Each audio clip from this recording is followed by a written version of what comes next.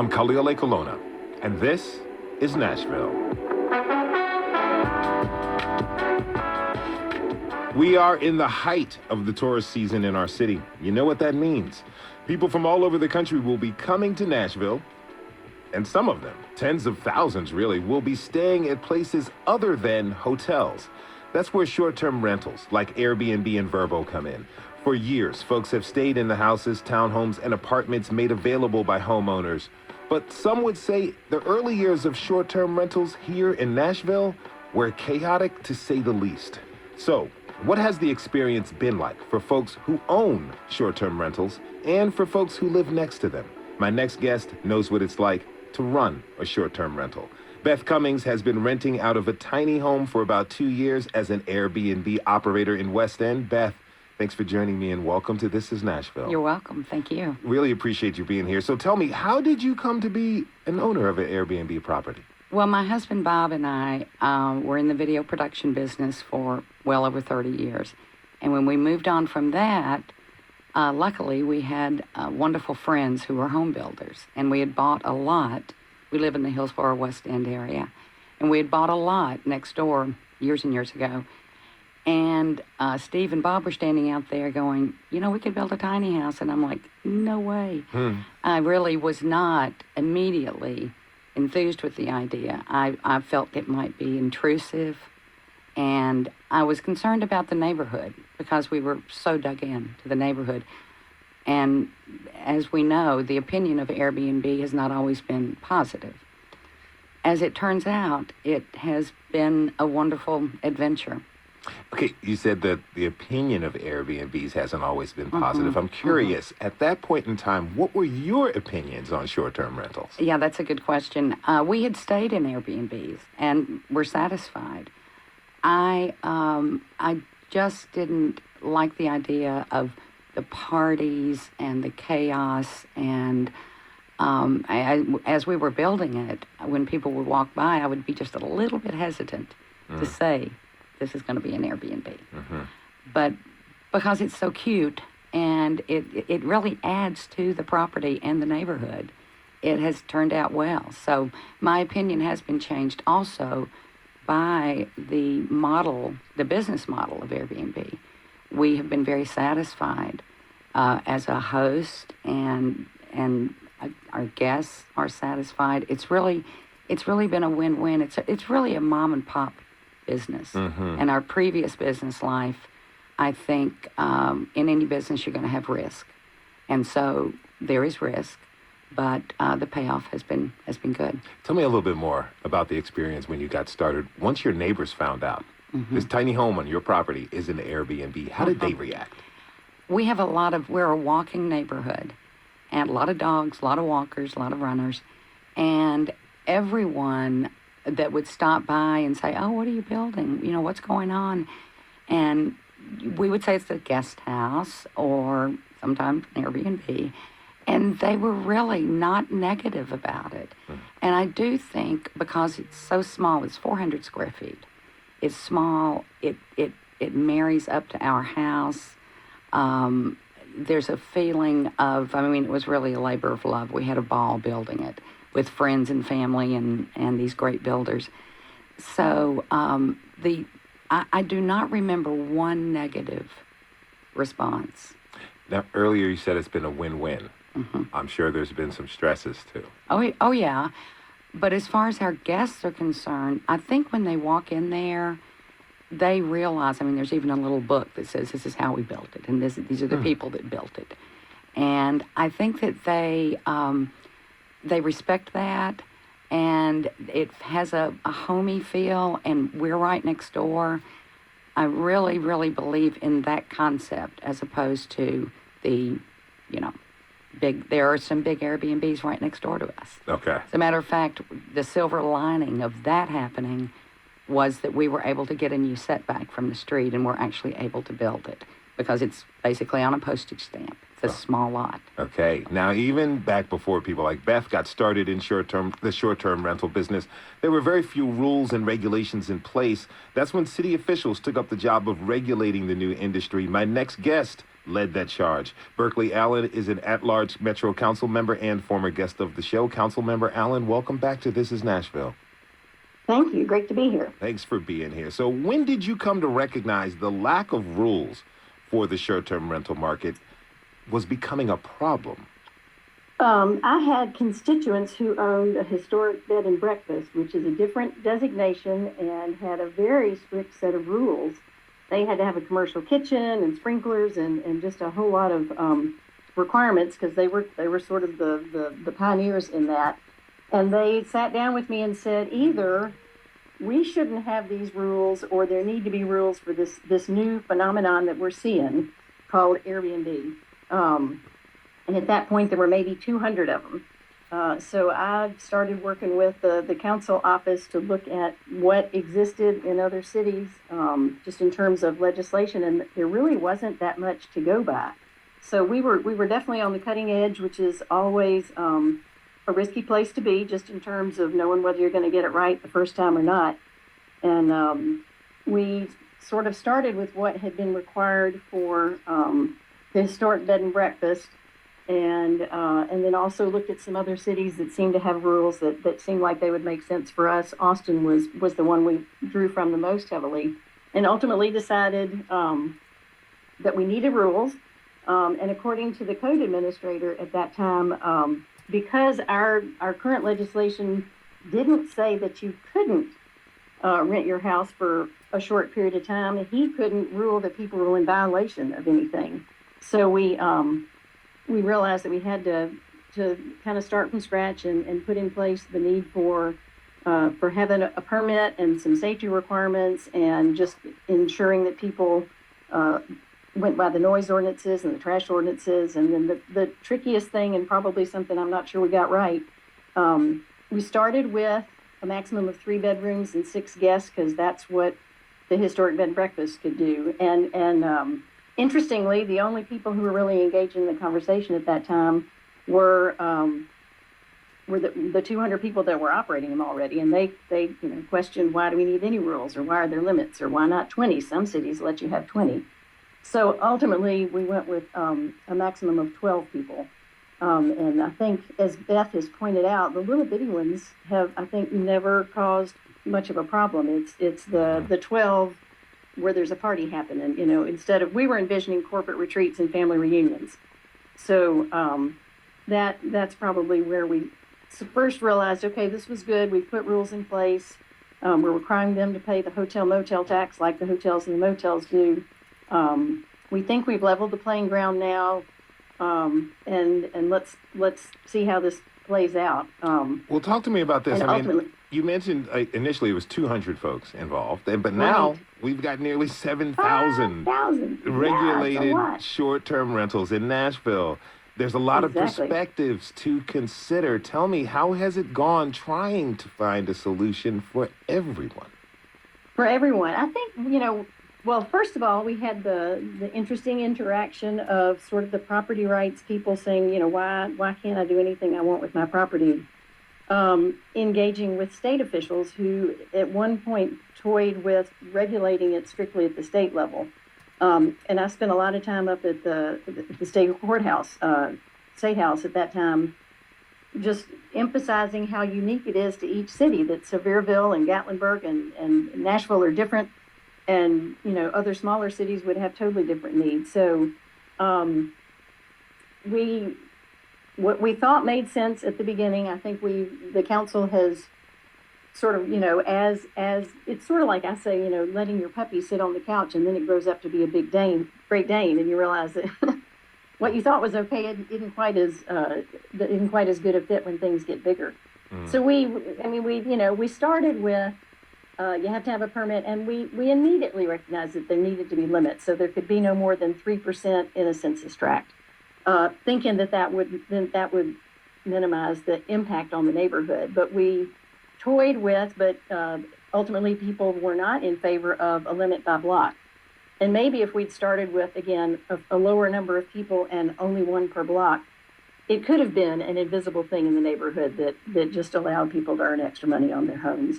But what we discovered was some really popular areas, the entire street, would become short-term rental. And that totally changes the character and was absolutely not what we had foreseen as a possibility. So as we began to see implications of things that just unintended consequences, adjustments started to be made, and different council members weighed in with different types of tightenings of those rules. So now we've the only way you can get a short-term rental permit in a residential area is to live in that home as your permanent primary residence. Mm-hmm. And I think that's been a good move. So we sort of know that there aren't going to be any more investor-type short-term rentals coming into the neighborhoods, and I think that we reached a tipping point where that was a totally appropriate thing to do. All right. And interestingly, I'll just say one thing and then let you ask the next question. When we then restricted it on those, then the movement was to the multifamily, which hadn't really been a problem. But once it got pushed to there, then we sort of realized we needed restrictions there in apartments as well. If you're just tuning in, this is Nashville, and I'm your host, Khalil Colonna. We're talking this hour about the history and impact of short-term rental properties in our city. What do you think of them? Tweet us at This Is Nashville. Now, my next guest is responsible for the enforcement of rules and codes for short-term rental properties. Bonnell McBroom is the Metro Code's STRP chief. Bonnell, thanks for being here today. Thank you for having me. So tell me, what type of violations does your department look for? Well, there are a myriad of violations. First off, the permits are very specific as to what the property is permitted for. For instance, number of bedrooms is specific, and the number of occupants is based upon the permitted number of bedrooms. It's 1 and 6, one bedroom, 6 occupants, 2 and 8, 3 and 10, 4 and 12, and that's the maximum in Nashville, 4 bedrooms and 12 occupants. So we have had opportunity to go to enforce advertising excess bedrooms, excess occupancy, and of course, initially it was operating without a permit, which is very critical because if we don't have a permit, then you have not had your property inspected to have the proper fire alarm equipment, and that is just crucial. But currently, the problem that we're facing most is fraudulently obtained owner-occupied permits, and they're very difficult cases to prosecute, and they are very time-consuming. Can you give me a sense of the volume of complaints, like on a weekly and monthly basis? I can give you some statistics from the hotline. Now, we have a 24-hour hotline that's run by Metro's compliance contractor, which is Gronicus Host Compliance. And in the past 30 days, we've had 135 calls on that hotline. And those calls can either be actual phone calls or they can be texts that are submitted or actually emails. And since the inception of the hotline, which was October 17th of July 10th, no, October 17th of 2017, we have had a total of 8,343 calls. All right, that's a lot of calls. Look, I have an Airbnb, a multi-room Airbnb across the street from my place where I stay, because I see, every weekend, 4 or 5 cars pulling up and about, 8 to 10 people enjoying themselves. So far, no wild parties, but I'm curious, what are some of the more memorable accusations or actual violations that you've come across over the years? Well, we have had some incidents, although I'll have to say for the number of short-term rentals in Nashville, it's just a small fraction. But we've had some incidents that actually the short-term rental ordinance is not addressed. We've had some shootings, we've had some robberies, we've had some break-ins, we've had various things like that, but those are not addressed by the short-term rental ordinance. Those are strictly police matters. Mm-hmm. But so basically, as I explained earlier, what we go after is mostly just violations of what they're permitted to do, or if they do not have a permit, and currently now if they've obtained a permit fraudulently. So should my neighbors throw a wild party and forget to invite me, I don't call you, I call the police. No, just go on over. That is the answer right there. Now, Beth, I wonder about your reaction to examples like this. What impact do bad actors have on the industry? Well, I think we all saw a lot of that at the beginning of, well, maybe not at the very beginning of Airbnb, but what happened soon after. We actually have next door to us 4 brick structures, and within each one are 2 townhomes. And they are what you're talking about. They're a lot of bachelorettes, a lot of parties. I've only had to call the cops once, I'll have to say, but that it's like polar opposites. Our little place, 2 people, no pets, no parties, and right here we have this going on. There is a lot of traffic. I have found people to be considerate by and large, and so, but do I want something like that? Do I want to have any part of something like that kind of Airbnb situation? Absolutely not. And then we got a tweet at This Is Nashville. Quote, I live in a neighborhood surrounded by short-term rental properties. Constant noise, overflowing trash cans, cars parked everywhere. Now there are whole apartment buildings being built, advertised, and sold as short-term rental properties, inflating property values and pricing out locals. Laws, codes, complaints, all ignored by Metro, end quote. What's your reaction to hearing to this, Bunnell? Well, first off, the noise ordinance is enforced by the Metro Police. We do not have the authority nor the training to address those. Now, the ordinance states that when we receive a complaint, we are to notify the property owner, and if there's a property manager, we also notify them through either a notice of violation in the mail or by an email. But as far as the enforcement of the noise, that has to be done by the police because it has to be addressed at the time that it occurs. The mayor currently has a task group that is working on the noise situation, and not just for short-term rentals, but citywide for various reasons. But short-term rentals is definitely a part of that. And they're looking at some new and innovative ways to address the problem, but that's still a work in progress. You know, Councilmember Allen, as we move forward into the future, what do you want people to be aware of with short-term rentals in our city? I think I want them to be aware that there is this hotline and that they have the capability, and Bunnell, you can correct me on this one, that in theory, they can call the manager in real time and get the manager to show up and make the noise stop. And in theory, we have a 3 strikes and you're out policy where we should be able to revoke the permit for the bad actors. That has been more difficult than it ought to be, and we continue to work on ways to make our enforcement more effective. And we know we've got a long way to go. We have now restricted the permits that can be issued to multifamily apartment units. So unless it's a commercial piece of property that's not zoned RM, which is our designation for apartments, those are not getting any new short-term rental permits. So again, as I said, we sort of, as we discovered that this was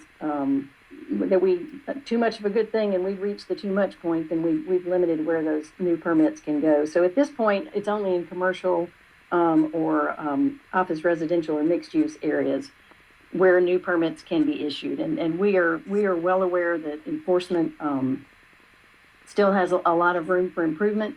The state has tied our hands in a couple of places, and we are working hard on coming up with effective ways to get around that, and all suggestions are welcome. And I think that some other things and tools we may add will help with that. We have an opportunity for a suggestion right here. You know, Beth, a lot of people have different opinions when it comes to these rules established. Right. What do you think about the rules as they stand now? I like it. I mean, I think the ideal situation is our situation. Mm-hmm. And what Burnell is talking about, or what the person who called in or tweeted in, texted in, that's Airbnb hell. So So the rules and regulations, I mean, it's like any industry. It's growing, it's changing, it's hopefully getting better and more accommodating. And the main thing is, we don't want to take away from these neighborhoods. We don't want to. We have some wonderful neighborhoods in Nashville, and I do not want Airbnb to be a detriment to anyone. So the rules and regulations need to be in place. That is Airbnb operator Beth Cummings. She was joined by Benell McBroom, the Chief Enforcement Officer over at short-term rentals here at Metro Codes, and at large Metro Council member Berkeley Allen. Thank you all for being with us today.